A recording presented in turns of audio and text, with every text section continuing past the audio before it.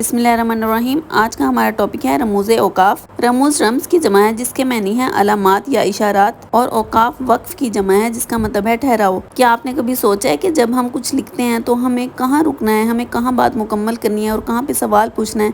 ये सब हमें रमूज़ औकाफ से ही पता चलते हैं, इन निशानात से। चलें, सबसे पहले हम पढ़ते हैं कोसैन के बारे में। इसको इंग्लिश में ब्रैकेट्स भी कहा जाता है। इस तरह की ब्रैकेट्स आपने अक्सर देखी होंगी, इनको कोसैन कहते हैं। अब ये इस्तेमाल कहाँ पे होंगी? ये किसी भी जुमले में इजाफी बात को वजाहत से लिखने के लिए इस्तेमाल होंगी, ठीक है। मिसाल के तौर पर अगर हमारे पास एक जुमला है जैसे कि अहमद जो मेरा दोस्त है,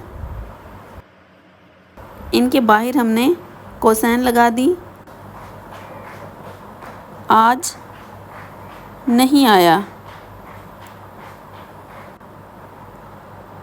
अब कोसैन में जो मेरा दोस्त है, ये अहमद आज नहीं आया, ये हमें बात समझ नहीं आएगी। जो मेरा दोस्त है, इससे बात वाज़ेह हमें समझ आ रही है, इसलिए कोसैन लगाई है और उसके सेंटर में थोड़ी सी तफसील दे दी गई है, इसलिए कोसैन लगाना ज़रूरी है। अब दूसरे नंबर पे है वावैन के बारे में हम पढ़ेंगे। इनको इंग्लिश में कोटेशंस भी कहा जाता है, कोटेशन मार्क्स। इस तरह से डबल कोमाज होते हैं जिनको वावैन बोला जाता है, और ये अल्फाज को जूं का तूं लिखने के लिए इस्तेमाल होते हैं। किसी ने कोई बात जिस तरह से की है उस तरह से ही बयान की जाए। मिसाल के तौर पर जैसे हमारे पास है, अली ने कहा मैं कल आऊँगा, ठीक है। अब हमने वावैन लगा के इसके अंदर लिखना है मैं कल आऊँगा, ठीक है। अब देखें यहाँ पे वावैन लगाई है और एंड में भी वावैन लगाई है, और अली ने कहा मैं कल आऊँगा, उसको हमने वैसे का वैसे लिख दिया। अब तीसरे नंबर पे हमारे पास ख़त्मा है। ख़त्मा का निशान किस तरह से होता है?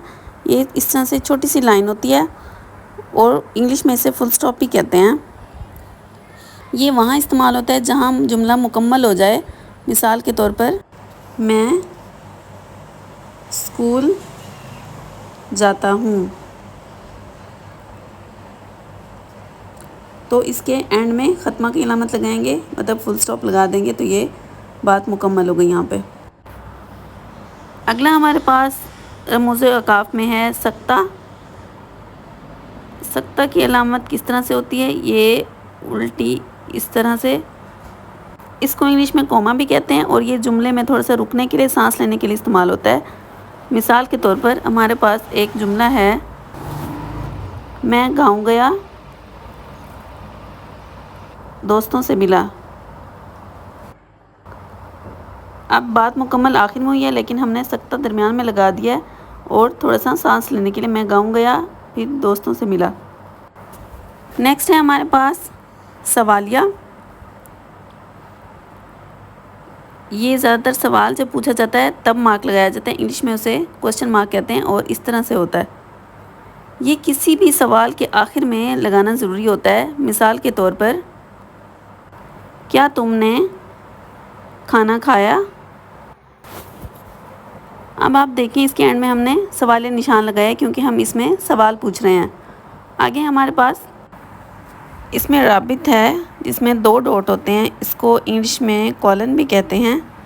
ये कहाँ इस्तेमाल होता है? ये किसी भी फहरिस्त या वजाहत शुरू करने के लिए लगाया जाता है। मतलब 2, 3 या 4 चीज़ों की फहरिस्त है तो उसकी वजाहत कैसे लिखेंगे? मिसाल के तौर पर हमारे पास एक जुमला है कि हमें ये चीज़ें ख़रीदनी हैं। अब कौन कौन सी चीज़ें ख़रीदनी हैं? रबत का निशान लगा के हम बताएंगे रबड़, पेंसिल, स्पेस ना होने की वजह से ऊपर लिख रही हूँ किताब और कापी, ठीक है। तो इन सबसे पहले हमने रब्त का निशान लगा दिया, ये इनकी फहरिस्त को बता रहा है। अगर आपको मेरी वीडियो पसंद आई है तो लाइक और सब्सक्राइब करते हैं। Thank you.